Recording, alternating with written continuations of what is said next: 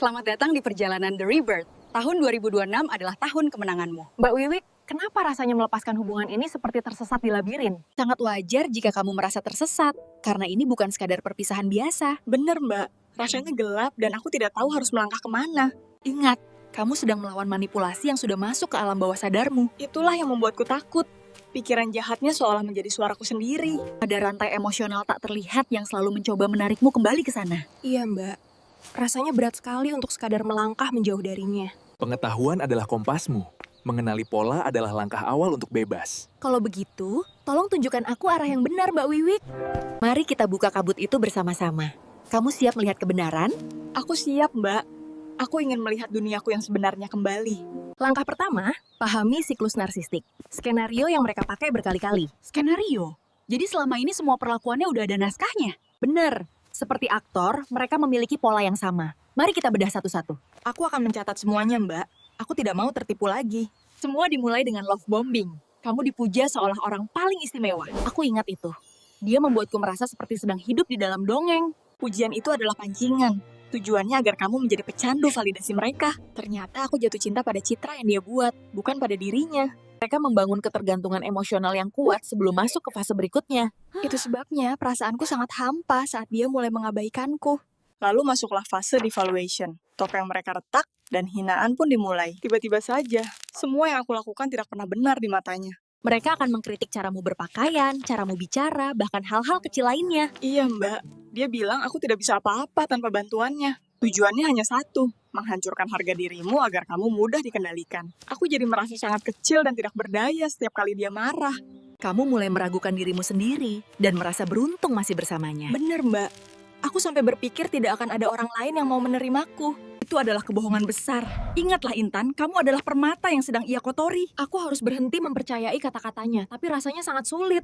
Hati-hati dengan gaslighting. Mereka memutarbalikkan fakta agar kamu merasa gila. Setiap kali aku protes, dia bilang aku cuma berhalusinasi atau terlalu sensitif. Jangan biarkan mereka mencuri persepsimu. Tulislah kenyataan yang sebenarnya terjadi. Aku akan mulai mencatat fakta, Mbak, biar aku tidak bingung lagi. Waspadalah saat kamu mulai menjauh.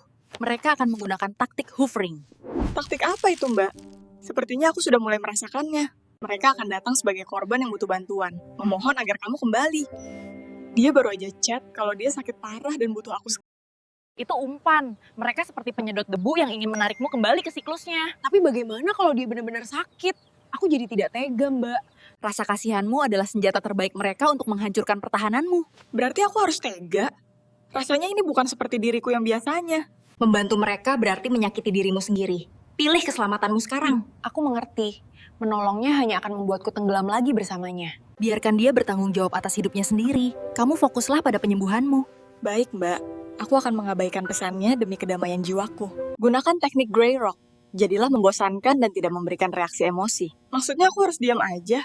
Apa dia tidak akan semakin marah? Berikan respon minimalis. Tanpa suplai emosimu, mereka akan bosan dan pergi. Hanya, oke dan baik. Aku akan mempraktikannya sekarang juga.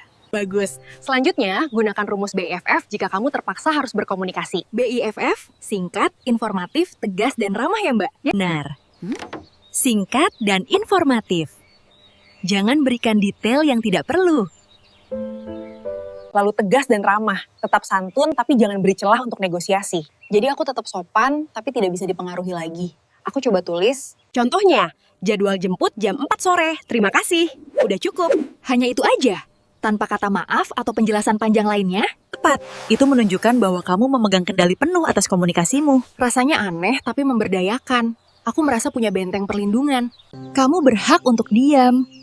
Tidak setiap umpan harus kamu sambut dengan amarah. Inilah inti dari The Rebirth. Mengambil kembali identitasmu yang sempat hilang. Mbak, aku mulai ingat hal-hal yang dulu aku cintai sebelum bertemu dia. Bagus, teruslah eksplorasi diri. Kesembuhanmu adalah balas dendam terbaik. Hari ini aku mulai melukis lagi. Rasanya sangat damai dan melegakan. Teruslah melangkah secara santun. Kamu bukan lagi korban, kamu adalah pemenang. Aku tidak takut lagi. Aku punya Mbak Wiwik dan teman lain. Pintu labirin itu sudah terbuka. Sekarang, jalanilah hidupmu dengan penuh percaya diri. Terima kasih, Mbak. Aku siap untuk babak baru yang lebih cerah.